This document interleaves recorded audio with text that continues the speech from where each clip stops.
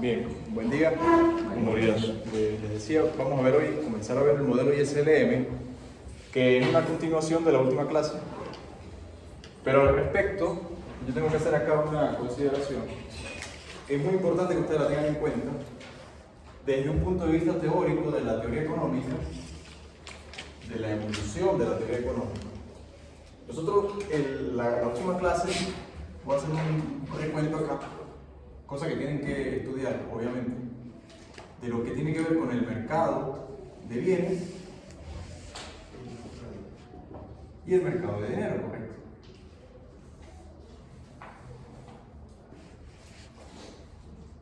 Ok, entonces tenemos ahorro e inversión.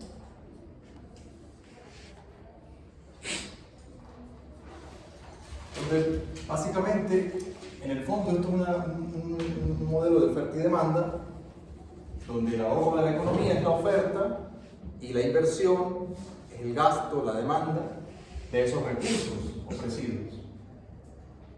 Y el precio, decíamos, que equilibra ese mercado, no solo en un periodo, sino entre periodos, es la tasa de interés real, donde en equilibrio oferta y demanda tienen que ser iguales.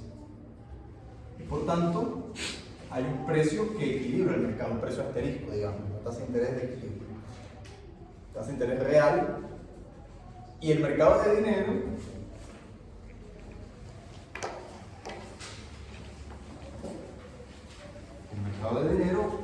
básicamente, con Banco Central, hay un digamos, un monopolio en la oferta monetaria, ¿okay? Money supply, es la oferta de dinero.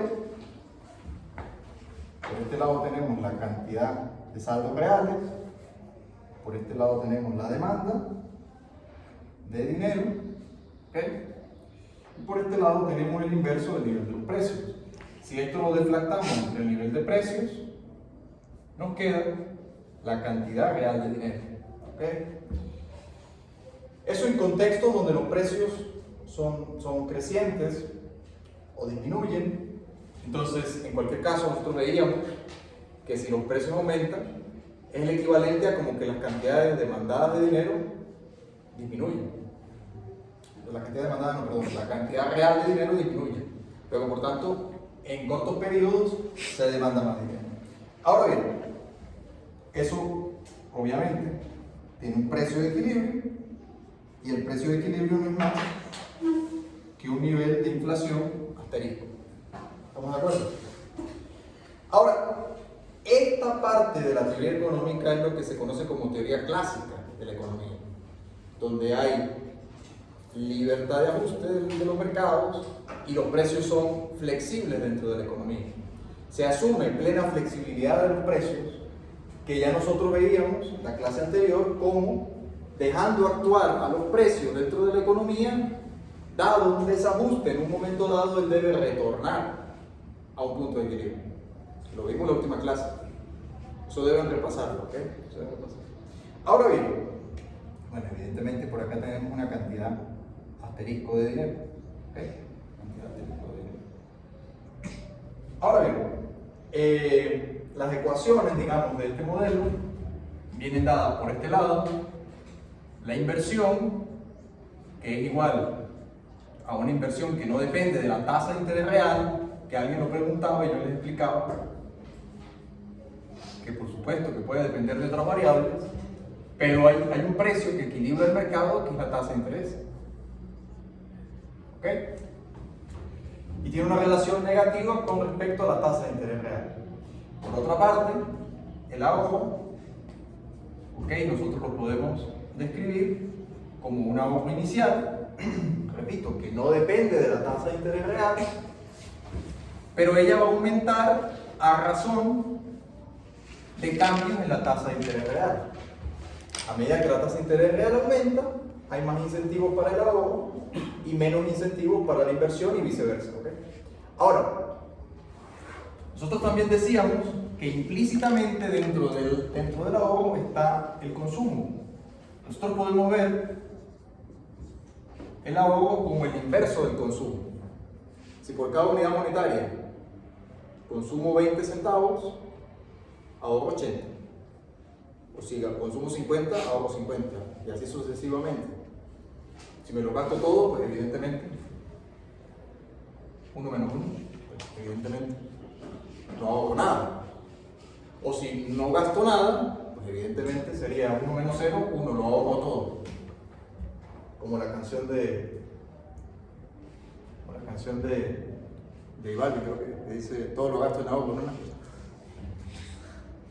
Ese sería el caso. Todo lo gasto en ahorro quiere decir que todo lo invierto. Todo lo invierto en ahorro. No consume nada. Entonces sería una persona extremadamente tacaña. Ahora, evidentemente, si yo sustituyo esto de aquí, ¿qué queda? 1 menos C igual a un consumo inicial, digámoslo así, donde estoy sustituyendo simplemente y te queda de esta manera. Digámoslo que si yo sigo desarrollando esto de aquí, me queda menos C igual a C sub 0 menos 1 más A por R. Yo quiero que esto me quede positivo, por lo tanto multiplico por menos 1 a ambos lados. ¿Correcto? Para que me quede C igual a 1 menos C sub 0 menos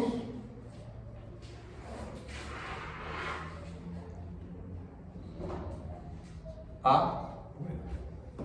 O sea, básicamente este resultado de aquí es exactamente lo opuesto de aquí. Lógicamente, la diferencia entre el ahorro inicial y el consumo inicial tiene que ser su inverso.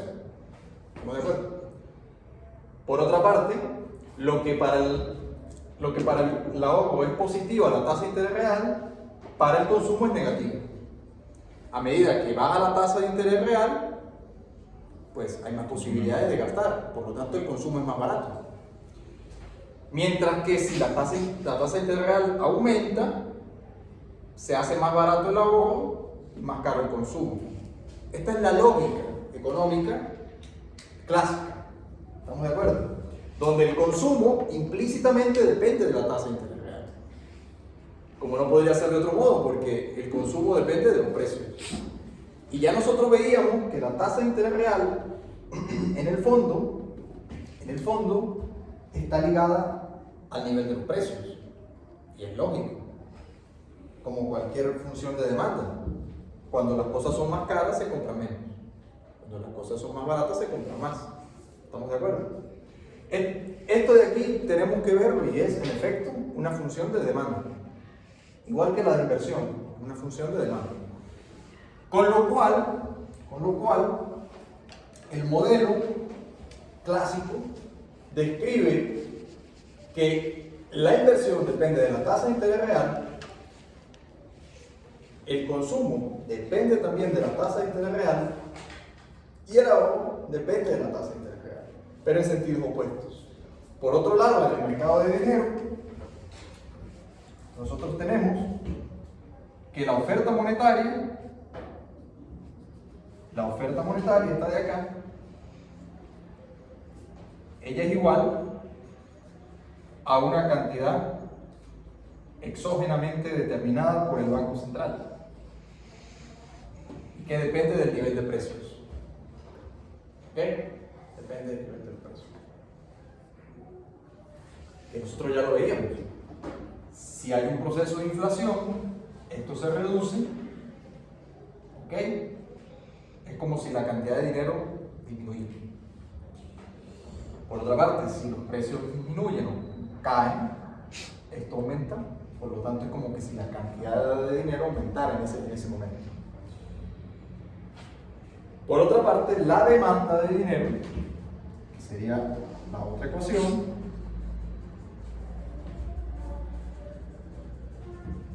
ella va a depender, es una función de la tasa de interés, primero que nada del nivel de precios, luego de la tasa de interés nominal y luego de la cantidad de producción de la economía. En sentido de los precios, ya nosotros veíamos que en corto plazo, cuando son aumentos de precios instantáneos o digámoslo así, breves, nosotros tenemos una relación positiva. Pero que por otra parte, cuando eso se hace estructural, es decir, en la economía la inflación se convierte en un problema persistente, hay una pérdida de la confianza,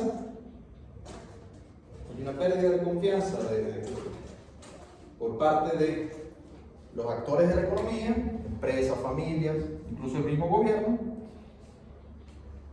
que hace que a corto plazo la relación sea positiva, a largo plazo la relación sea negativa. ¿Qué quiere decir? A corto plazo, aumento de precios. Como esos aumentos de precios sorprenden a la población, pues la gente tiene que buscar más dinero. A corto plazo, repito. Si esos aumentos de precios se hacen sistémicos, o sea, se convierten en algo constante, ya la gente se acostumbra. Por lo tanto, como la gente ya no se sorprende porque se crean expectativas es de lo que la gente espera. Por ejemplo, una economía como la de Venezuela. La gente espera que los precios en bolívares aumenten, porque es una experiencia de hace muchos años. Lo vivieron nuestros padres, lo vivimos nosotros, lo viven ustedes y probablemente lo sigan viviendo las próximas generaciones porque es un problema en la economía venezolana. Hasta ahora. ¿Se puede resolver? Sí. Pero hasta ahora no se ha resuelto. Adelante. En ese caso concreto, cuando la inflación se convierte en un problema, ¿qué ocurre? Que cuando hay aumento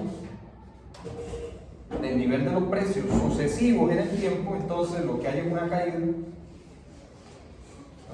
caída no de la cantidad demandada de dinero, sino de la demanda. ¿Ok? Lo que cae es la demanda. ¿Me sigue? Ahora, tasa de interés nominal. La tasa de interés nominal es la bancaria, o la del mercado financiero, o la de los créditos, propiamente dicho. Con la tasa de interés de los créditos ocurre lo siguiente. En principio, cuando esta tasa de interés, digamos, es alta, la relación acá es inversa. Cuando esa tasa de interés es alta, pues la demanda de créditos disminuye. Lo que aumenta es la oferta de créditos. Siempre y cuando la tasa de interés real y la tasa de interés nominal se parezcan, tiene que tener como condición el hecho de que los precios tienen que ser más o menos estables, tiene que tener una inflación baja. Básicamente porque nosotros veíamos que la tasa de interés real, en términos muy sencillos, es la tasa de interés nominal menos la tasa de inflación. De manera de que si la tasa de inflación es muy pequeñita, importante acá, recuerden que la tasa de inflación no es el nivel de precios, es la variación del nivel de precios. ¿Me siguen? De manera de que si los precios son constantes o son estables, ¿qué es lo que estamos diciendo? Que la tasa de inflación es pequeña. Si la tasa de inflación es pequeña, estas dos se parecen. Y si estas dos se parecen, entonces el mercado de crédito y el mercado de dinero afectan al mercado real. Siempre que estas dos se parezcan. Condición: tiene que haber estabilidad en los precios. Cuestión que de alguna manera en la economía, la teoría clásica asumía que el nivel de precios era más o menos estable. ¿Y por qué se asumía que este nivel de precios era más o menos estable? Básicamente porque el dinero era escaso, por lo tanto era valioso, porque estaba anclado al patrón oro o a la plata, y básicamente las disponibilidades de minerales eran lo que daban oferta al dinero. Cuando empieza a sucederse que el gobierno o los bancos centrales hacen desdoblamiento monetario, ¿qué quiere decir eso? Que en vez de una unidad monetaria por cada unidad de oro, ya sea en gramos o en onzas, como se quiera medir, empieza a sacar más dinero en papel por la misma cantidad de oro. Lo que hace es abundar el mercado monetario. Cuando infla el mercado monetario, evidentemente también está inflando, en el tiempo empieza a inflar los precios. ¿Ok? Básicamente teoría cuantitativa del dinero, que implica, luego hablaremos de la teoría cuantitativa del dinero, pero en este momento lo que me interesa es que ustedes entiendan que cuando la tasa de interés y la tasa de interés real se aproximan, el mercado financiero, el mercado de dinero, el mercado de crédito afecta al mercado real. Cuando eso se aleja, bien sea porque la tasa de inflación es muy alta o creciente, o hay pérdida de la confianza en el sistema financiero monetario y la inflación también se convierte en alta, entonces estos dos valores se separan y ya el mercado de dinero deja de afectar al mercado real. De allí que el problema en Venezuela sea, desde ese punto de vista, que no se pueda resolver. Porque en principio en Venezuela hay un problema de estancamiento económico, sobre todo de algunos sectores, más que de otros. Entonces, desde un punto de vista de teoría económica clásica, o incluso de teoría económica keynesiana, tú podrías decir, bueno, aumentar la cantidad de dinero. Claro, pero es que como hay un problema inflacionario, aumentar la cantidad de dinero no generaría efectos en aumento de la inversión y dinamismo de la economía, porque lo que estaría haciendo es echarle más leña a un fuego que ya es bastante alto. Ahora, estas ecuaciones, digamos hasta acá, describen lo que es el modelo clásico de la economía. ¿Ok? Modelo clásico que básicamente se describe como el enfoque ahorro-inversión, y ese enfoque de ahorro-inversión que nosotros estamos viendo acá tiene una repercusión en la oferta y de la demanda agregada de la siguiente manera.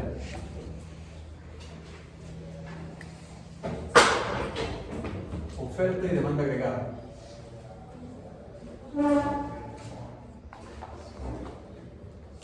Caso clásico.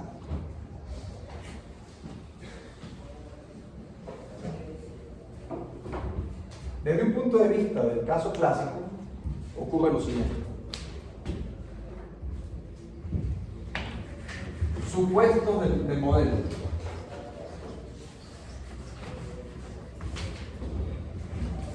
De todos los modelos que estamos viendo acá, yo lo que advierto, hago la advertencia es no se casen con ninguno. ¿A qué me refiero con que no se casen? A que no se enamoren de ninguno. Porque a la mayoría de economistas les pasa, los estudiantes de economía que se forman para ser economistas, les pasa que tienden a enamorarse de alguno. Y el problema de enamorarse de alguno es como el que se enamora de una mujer o de una chica. Pues está obviando todas las demás. Eso puede ser bueno, sí. Pero puede ser malo también. Entonces, lo que le quiero decir con esto es que, ¿a qué me refiero? Más allá del chiste. Lo que les quiero decir es, bueno, en el caso de las chicas es al revés, obviamente. Están obviando a todos los demás. A todos los demás chicos. Bueno, el caso es el siguiente. Si ustedes se enamoran de un modelo, ustedes van a empezar de alguna manera a querer ver todo desde ese punto de vista. Y la realidad no es ni una ni otra. Depende. A veces se trata de un modelo, a veces se trata de otro modelo. Supuestos del modelo clásico. Hago hincapié en esto porque vamos a ver que el siguiente caso es totalmente lo opuesto a este. En el modelo clásico, nosotros tenemos supuestos de modelo. En los supuestos del modelo hay libre mercado. Eso implica que hay libertad de ajuste.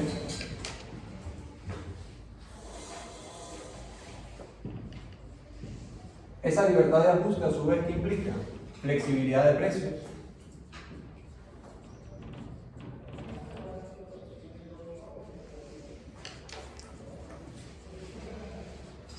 Esa flexibilidad de precios a su vez que implica que el mercado se autorregula. ¿Ok? Cuando hay exceso de oferta, los precios van a la baja para que el mercado se regule. Cuando hay exceso de demanda, los precios van al alza para que el mercado se regule. Y digamos, es una dinámica que ya nosotros vimos en la última clase de cómo estas curvas se van moviendo. ¿Ok? Para los que no vinieron, ya la tengo en YouTube, falta cargarla al Classroom para que repasen la última clase, la primera de este año. Entonces hay libre mercado, hay flexibilidad de precios, hay información completa. ¿Ok? Y sobre todo, muy importante, el pleno empleo. Pleno empleo de los recursos.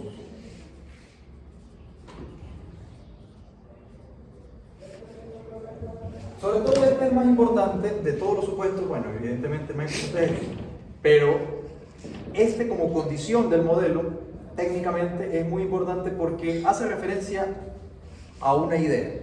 La idea es que los economistas clásicos no concebían el hecho de que, fíjense ustedes qué difícil resulta entender economía cuando uno comienza a estudiar economía.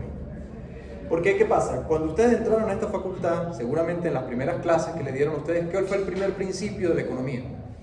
Hay una lista de principios, pero ¿cuál fue el principio que les dieron a ustedes acá? Díganlo más alto. La escasez. Que los recursos, por definición, porque fíjense, ¿qué pasa si los recursos no son escasos? No hay razón de hacer economía. No hay razón de hacer economía, es decir, no existiría la economía, pero eso es irreal. Como los recursos por definición son escasos, pregunta aquí de repaso, ¿qué quiere decir en economía que los recursos sean escasos? ¿Qué significa eso? Que la oferta no es igual a infinito. Pero de un punto de vista más intuitivo. Solo puede tener un fin a la vez. Exacto. Que está ligado al costo de oportunidad. No hace referencia a la cantidad o volumen de cosas que hay. Lo que hace referencia es a la disponibilidad de uso que se le puede dar y solo se puede elegir una opción. Yo en esta hora solamente puedo venir a dar clase. Hasta que no se invente la clonación, no puedo ir a hacer otra cosa. O hasta que no se invente el metaverso, que hayan espacios infinitos de tiempo, digamos mundos paralelos. Eso sería más evidente de física. Pero lo que les quiero decir es que el mundo físico que vivimos es económico, porque tenemos que tomar decisiones. ¿Qué hago yo con mi tiempo? Pero no solamente el tiempo. ¿Qué hago yo con el dinero que tengo en el bolsillo, en la cartera o en el banco? ¿O qué hago yo con la alacena, los alimentos que tengo en la alacena? Hago torta, entonces no puedo hacer una tortilla. O no sé. ¿Me explico lo que quiero decir? Partiendo de esa definición fundamental de la economía, es lógicamente que esto tiene que entrar de cajón. Porque ¿qué pasa? Si los recursos son escasos y las necesidades son infinitas, bueno, crecientes, dicen algunos libros, pues se supone que no debería haber espacio para el desempleo, se supone. Ahora yo pregunto, ¿en la realidad es un problema el desempleo o no es un problema el desempleo? Es un problema el desempleo, entonces ¿por qué? Es curioso. ¿Por qué algo que se supone que no debería existir, existe? Es lo que de hecho se trata de estudiar, en parte estudiar macroeconomía. Entonces, repito, el modelo clásico implica el pleno empleo de los recursos. Y esto tiene una consecuencia muy importante, que es que el PIB está en el potencial.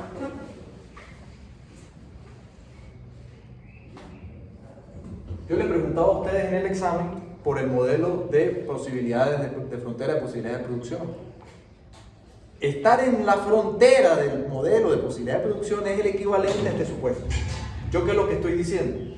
Lo que estoy diciendo es que si estoy con una cantidad de recursos finita y puedo elegir producir entre, digamos, bienes industriales y bienes agrícolas, vamos a suponer y agrupar todo en esos dos grandes mundos, ¿verdad?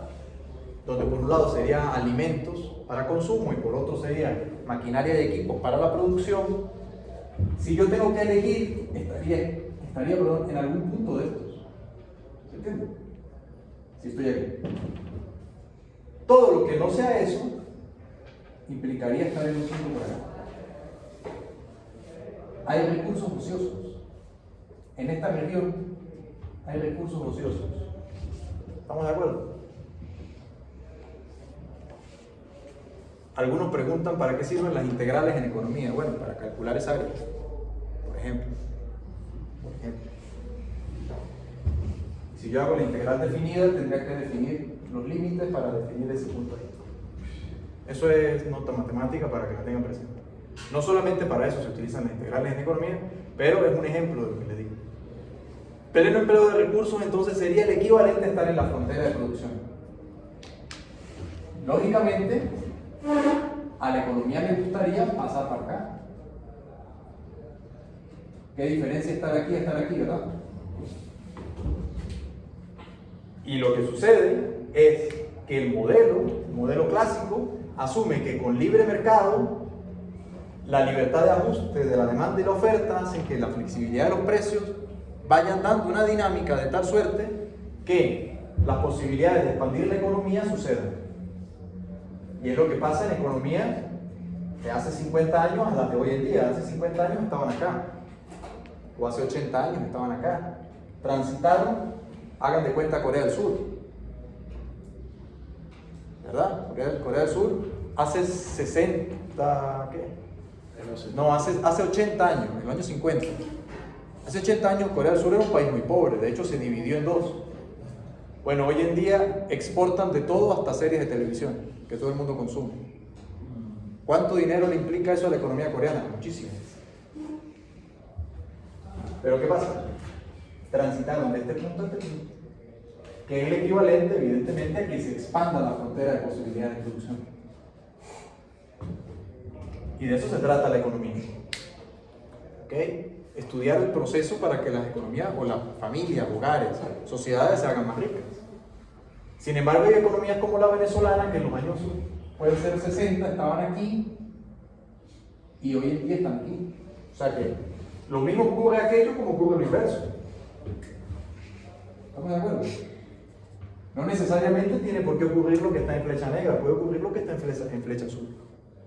Depende de las decisiones, depende de los modelos que se apliquen y depende del tipo de economía que se haga.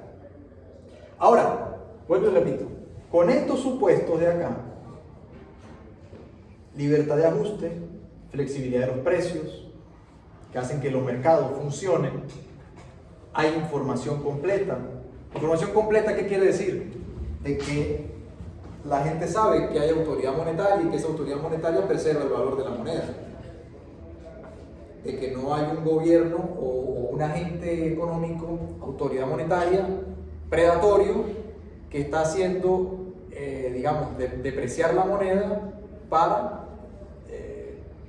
digamos, sacar provecho de aquello. Sino que está digamos, es un Estado que cuida a la nación. Eso es lo que se trata, información completa, entre otras cosas. Y por supuesto el pleno empleo de recursos. Por lo tanto, nosotros tenemos en este modelo lo siguiente. Por este lado, el nivel de los precios. Por este lado, la cantidad de producción de la economía, ¿verdad? El PIB. Y va a coincidir que el PIB potencial es igual al PIB de equilibrio. Básicamente por el hecho de que la oferta agregada se asume perfectamente inelástica, lo que implica que la economía está en pleno empleo. Y la demanda agregada, por supuesto, como no puede ser de otra forma, responde de forma inversa con los precios, que sería la función de consumo clásica. ¿Okay? Luego esta función de consumo es un poquito más compleja, porque ella no solamente va a depender de la tasa de interés real, sino que ella también va a depender de la preferencia intertemporal, una cosa que se llama tasa de impaciencia, pero por ahora no voy a entrar en eso. Vamos un paso a la vez y me interesa que entiendan primero esta parte de acá. Esa demanda agregada, evidentemente, esa demanda agregada, nosotros tenemos el consumo, más la inversión, más los gastos del gobierno para una economía cerrada, ¿verdad? Como lo dije yo en la última clase, si incluimos lo que tiene que ver con exportaciones netas, pues haríamos una economía abierta, pero por ahora economía cerrada. De cualquier variable de aquellas que está allá, sea consumo o sea inversión, el gasto todavía no lo voy a tocar, el gasto público. De cualquiera de esas variables, des en cuenta que hay una relación inversa con la tasa de interés real, que no es otra cosa que la relación de los precios presentes y futuros, llevados en un periodo. Nosotros podemos hacer de manera de que el nivel de precios sea una relación inversa con la demanda. Cuando el nivel de precios cae, la demanda aumentaría. Cuando el nivel de precios aumenta, la cantidad de demanda reduciría, pero en equilibrio hay un nivel de precios, y digamos que hay esa cuestión del pleno empleo. Ese pleno empleo asume de que todo lo que se puede producir en la economía se produce. O sea, es una economía ideal. Por eso se llama el modelo clásico, porque el modelo clásico, digamos, asumía la economía en un estado ideal donde todo lo posible de producir era producible. Y por tanto, el nivel de precios tenía que ser estable. Y a medida de que en esta demanda agregada estaban funcionando esta interrelación de ahorro-inversión y esta interrelación, a su vez, del mercado monetario, esa estabilidad monetaria, simplemente lo único que tenía que preocuparse era de, digamos, los precios relativos entre mercados, entre sectores, y en periodos donde los alimentos eran más abundantes, destinar más recursos al sector industrial, y en periodos donde el sector industrial comenzaba a hacerse más abundante, o sea, el capital empezaba a aumentar, entonces empezar a expandir en otros sectores, y básicamente de eso se trataba el problema. Ahora, en cualquier caso, un aumento de la demanda agregada, en el caso del modelo clásico,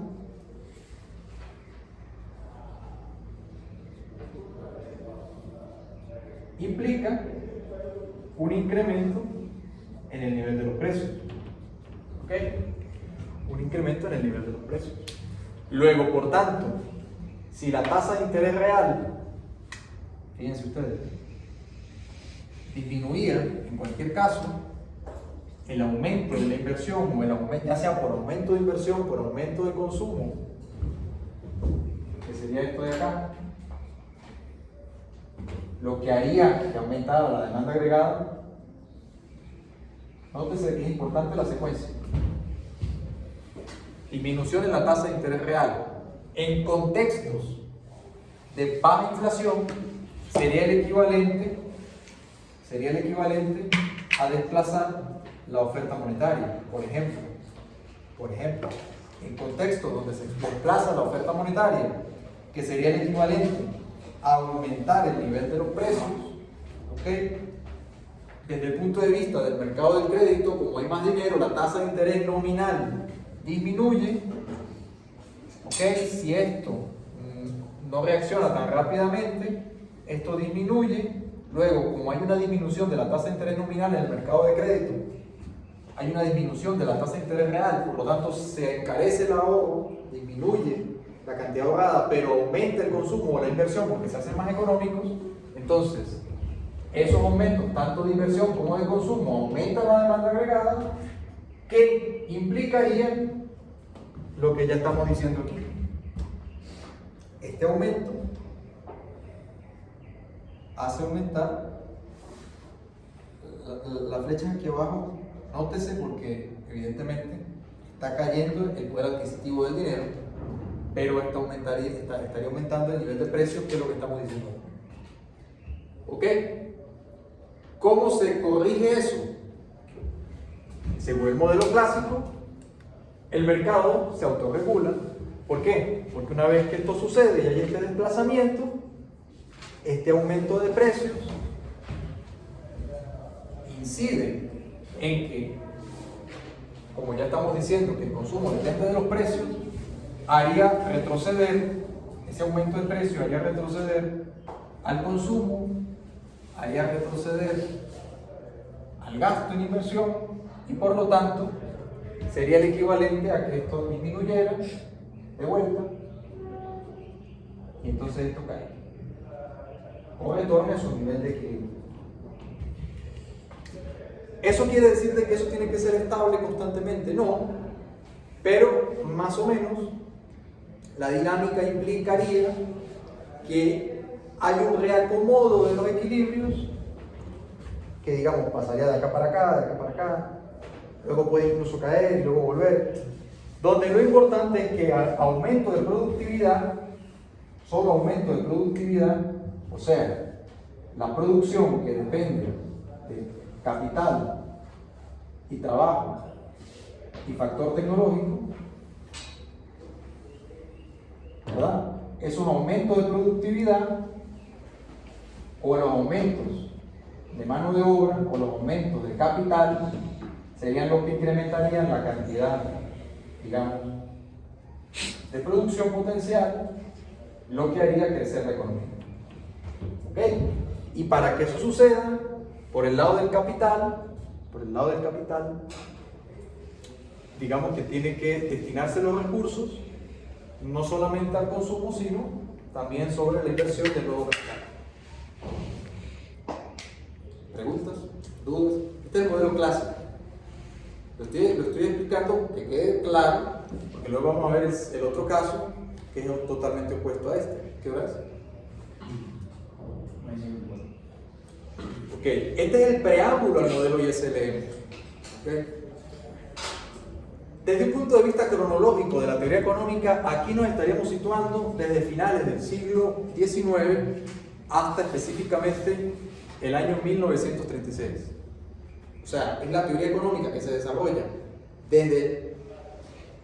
básicamente desde finales del siglo XIX, específicamente desde 1880 y algo, justo después de que los austríacos Menger y Léon Barras en Francia contradigan la teoría de Marx. Justo después, finales del siglo XIX, inicia la teoría clásica. Esa teoría clásica marginalista del valor se consolida hasta 1936. En 1936 surge un cambio en la teoría, que es el caso opuesto a través del caso keynesiano. Preguntas hasta acá. ¿Dudas? ¿Por qué es importante revisar bien el caso clásico y que lo entiendan? Porque luego vamos a ver el caso keynesiano, que es totalmente opuesto. Y luego, cuando ya veamos las curvas ISLM, la función ISLM, ese modelo lo que hace es tratar de casar o de cruzar el caso o el modelo clásico y el modelo keynesiano. O sea, lo que hace es tratar de juntar dos cosas que parecían distintas. ¿Preguntas? ¿Comentarios? Profe, en este caso, donde todavía no existe la banca central moderna, que es la que determina actualmente lo que es la tasa de interés nominal, en aquellas circunstancias, ¿cómo se determinaba esta tasa de interés nominal? Ya cuando el modelo se consolida, ya existía el Banco Central. Recordemos que, dependiendo de qué país estamos hablando, pero en el caso de Estados Unidos, la Reserva Federal se funda, la nueva Reserva Federal, pero ya existía una previa. Pero la nueva Reserva Federal se funda en 1912, si mal no recuerdo. Entonces ya en 1912 hasta 1936 hay un periodo de 20 años donde en efecto, de más de 20 años, donde en efecto el modelo se consolida con Banco Central. Pero ya existía previo a la Reserva Federal, en el caso de Estados Unidos, bancos por estados que luego conformaron la Reserva Federal, pero donde por estados o regiones dentro de los Estados Unidos tenían control de la oferta monetaria. En el caso de Europa, lo mismo. El Banco de Inglaterra data de finales de 1700. Quiere decir que ya el sistema de reserva fraccionaria impuesto por el Banco de Inglaterra, que a su vez estaba dominado en circunstancias de cambios históricos por familias banqueras, cuando estos bancos toman el sistema de reserva fraccionaria, comienza ya lo que es el sistema bancario actual, donde hay un banco que determina la moneda, esa moneda es acuñada por la corona o el Estado, si se trata de un Estado no monárquico, la República. En cualquier caso, esa moneda es única y luego, por tanto, el modelo se consolida como un modelo banco centralista, donde el mercado de dinero tiene oferta monopólica de dinero.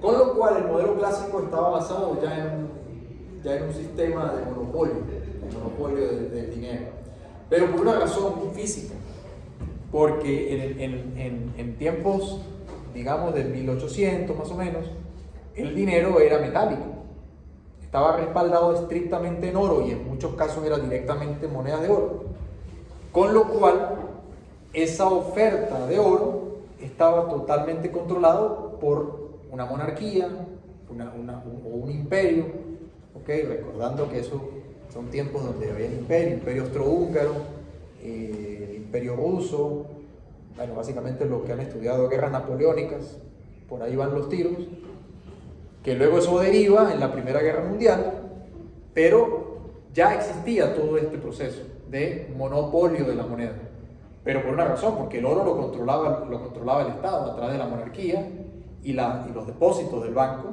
eran básicamente reservas de oro.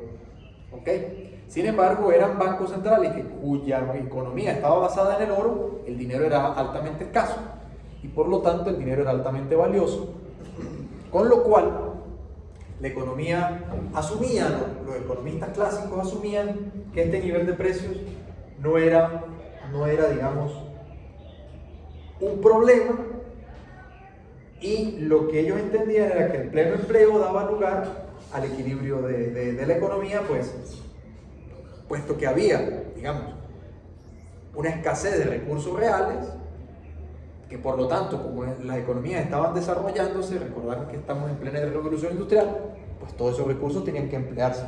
Incluso se sobreexplotaban los recursos. De ahí viene la teoría, en parte la teoría de Marx, porque era una época en la que había sobreexplotación, o sea, la economía más bien estaba sobreexplotada. Sin embargo, luego ocurren procesos económicos que hacen que el problema del desempleo de recursos se vuelva o se convierta en un problema real. Y más adelante, el problema de la inflación también se convierte en un problema real. Una nota importante aquí, con esto termino la clase. Ya el problema de la inflación se había experimentado previo a eso, por eso ya digamos, las economías habían aprendido a no entrar en procesos de inflación, porque básicamente cuando la corona española, sobre todo la española, la portuguesa también, pero sobre todo la española, comenzó a inundar el reino de España de todas las cantidades de oro y plata, más plata que oro, de obviamente las provincias que tenían en la época en América del Sur y en América Central y en parte de América del Norte. El Imperio Español, pues digamos, se llenó de importantísimas cantidades de oro y plata que no tenían. ¿Qué pasa? Que cuando estas cantidades de oro y plata empiezan a llegar a la economía española, del antiguo Imperio Español, los precios dentro de España empiezan a aumentar. ¿Y cuál era el problema? El problema era que, en principio, habían otros países que estaban desarrollándose, industrializándose y estaban pudiendo producir cosas que a su vez el Imperio de España necesitaba, y por lo tanto, dentro del Imperio de España fabricarlo era más caro.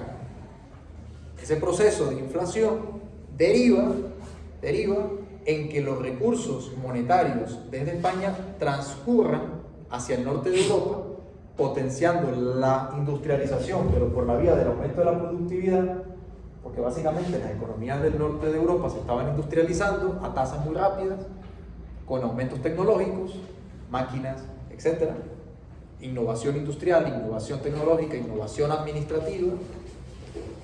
Y la economía española, básicamente la portuguesa también, ese proceso de inflación hizo que paulatinamente se fuera empobreciendo hasta llegar al punto en el que pues, se hizo insostenible mantener las provincias y derivó todo lo que... Digamos, está la parte económica, que nunca cuentan en la historia, pero es la parte económica de la historia. Con lo cual, ese problema inflacionario ya se había entendido, ya desde David Hume y Richard Cantillon ya habían empezado a estudiar el hecho de que cuando aumenta la oferta monetaria, el dinero se deprecia y por lo tanto los precios aumentan. De manera de que luego los estados aprendieron de esta experiencia y se dieron cuenta de que la banca central, con una oferta monetaria bastante rígida, era una solución al problema. Obviamente, en tiempos más modernos o recientes, esto cambia porque el patrón oro se abandona y estamos viviendo o experimentando una nueva economía que implica que la cantidad nominal de dinero, los bancos centrales la manejan no por las cantidades de oro que tengan, sino por la cantidad de demanda que tenga ese dinero. ¿Ok? ¿Se entiende? ¿Se entiende la diferencia? Modelo banco central con tipo de cambio fijo para patrón oro. La oferta está limitada por la cantidad de oro o la cantidad de plata. Modelo banco central sin tipo de cambio fijo con libertad de oferta monetaria, de maniobra de oferta monetaria. Se fija con qué objetivo, ya no con la cantidad de oro, sino con la cantidad demandada de dinero. ¿Y cómo se mide la cantidad demandada de dinero? Por la producción, por la tasa de interés nominal, o sea, la producción del mercado real, la tasa de interés nominal, el mercado financiero, el mercado del crédito, y el nivel de precios, el mercado monetario. O sea, la demanda de dinero depende de tres mercados: del mercado real, del mercado financiero, el crédito, y del mercado de dinero. ¿Ok? Bueno, ya el jueves vamos a introducir el modelo keynesiano para poder luego, la próxima semana, ver la curva ISLM. La curva ISLM, yo voy a dar aquí la curva ISLM básica, y de esa básica es una herramienta de análisis macroeconómico muy importante que vamos a ser cuidadosos, porque yo les voy a decir a ustedes en qué punto hay que tener cuidado con el modelo y en qué punto nos es útil o nos puede llegar a ser útil. Además, el modelo ha sufrido muchos cambios, muchas transformaciones desde que fue formulado. ¿Ok? Entonces, nos vemos el día jueves para la parte del modelo keynesiano.